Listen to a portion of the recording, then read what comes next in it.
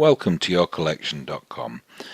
This demonstration video sets out to show how to create a new collection and to add items to that collection and create associated lists.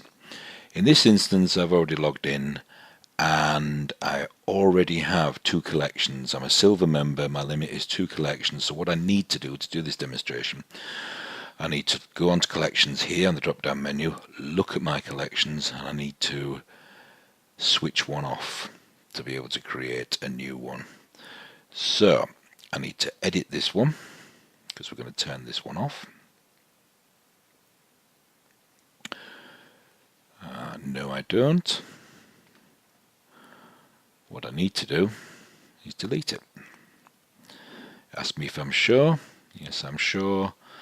And then it asks me if I'm really sure, which I am. Yes. All is not lost because you can restore a collection. You can only ever have as many collections as your membership level will allow, but you can restore collections if you wish. So now we must create a collection. So we'll go to My Collections again and add a collection. Collection name. This one is going to be Beatles memorabilia. And I've already taken a photograph of some of my items in a cabinet. I'm going to choose the file for that one. It's under 500k because I've reduced it using the reducer software, and there's a demonstration video for that as well. I'm going to choose it from the desktop and open that. Then write a brief description. This is Beatles memorabilia, both modern and original, and it can be any description you like. It's entirely up to you. You can write chapter and verse about your collection, or you can write very little. Entirely up to you. And then we add it. Wait for the refresh, and there it is, collection created successfully. We can see the two switched off collections, another test collection down there. We can click on that collection.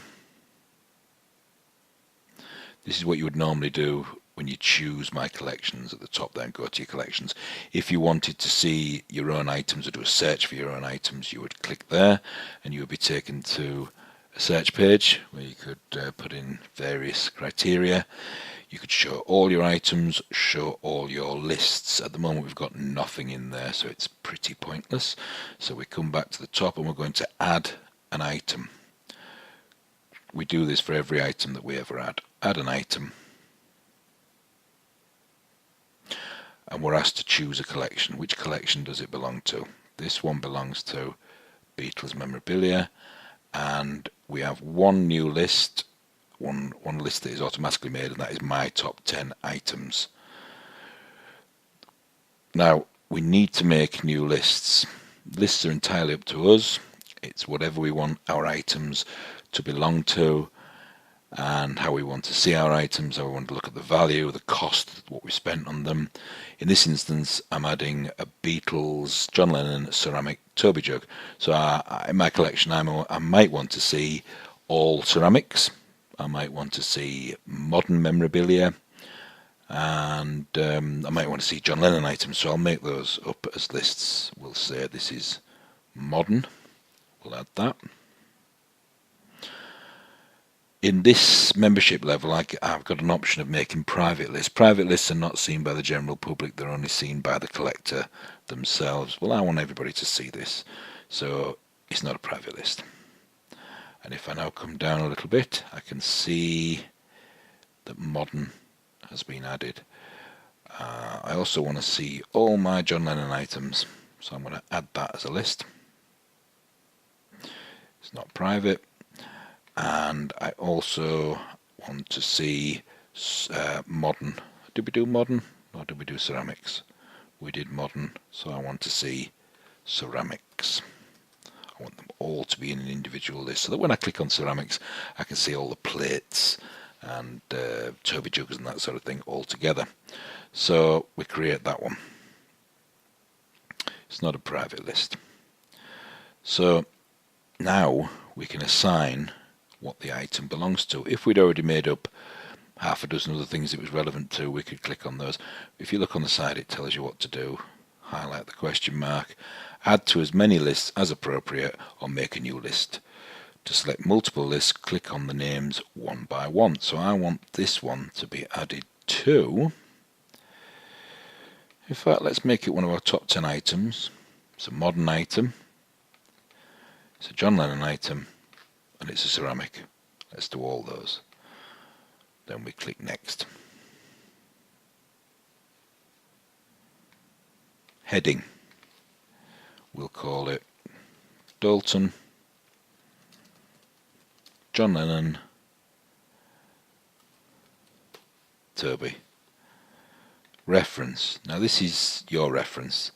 I might have called it, I might have a label on it, and it might be called, let's say, JL1. That's my unique reference, that's how I catalogue it. Condition, well, it's not brand new, but it is mint as new. Public description, this is what everybody else can see. This is a very rare John Lennon, John Sinclair colorway.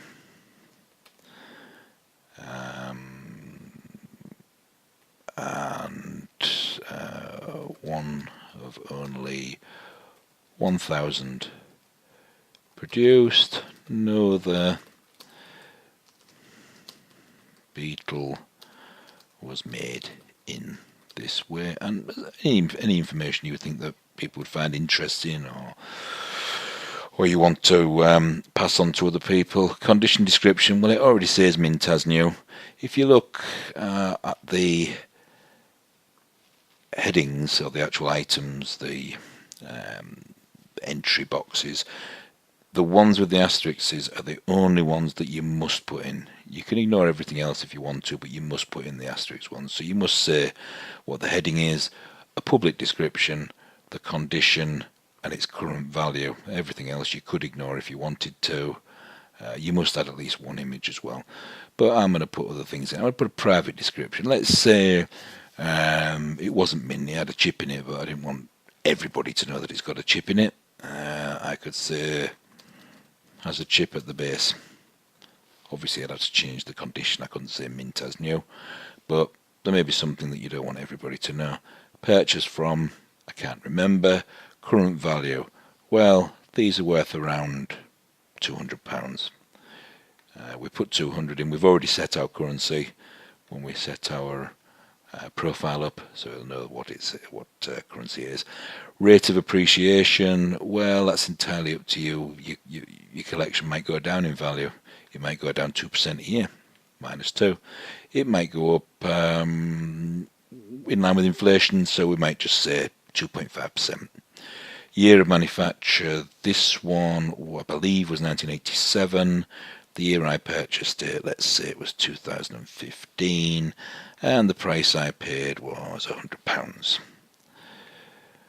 Do I want to sell it? Well, yeah, let's say it's for sale, and I want £300, but I'm also open to offers. So we'll put a yes in there. Keywords.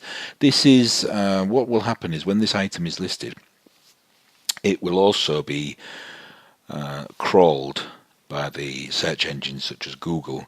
So it could come up as a page on the internet with somebody looking for this particular item. So if somebody wanted a John Sinclair Royal Dalton Beetle Toby jug and they just happened to be on Google, they could type it in and it would bring up the very page that is created. So we could say, and this assists the crawlers, the spiderers.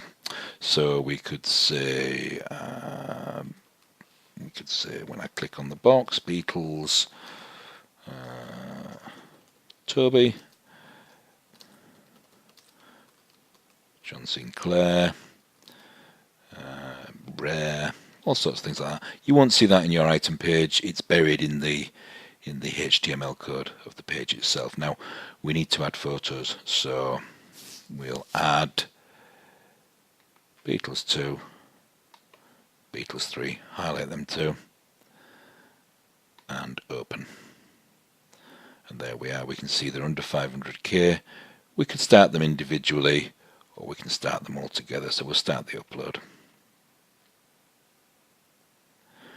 You can choose which is primary, which one is seen in searches, and I think we'll have that one.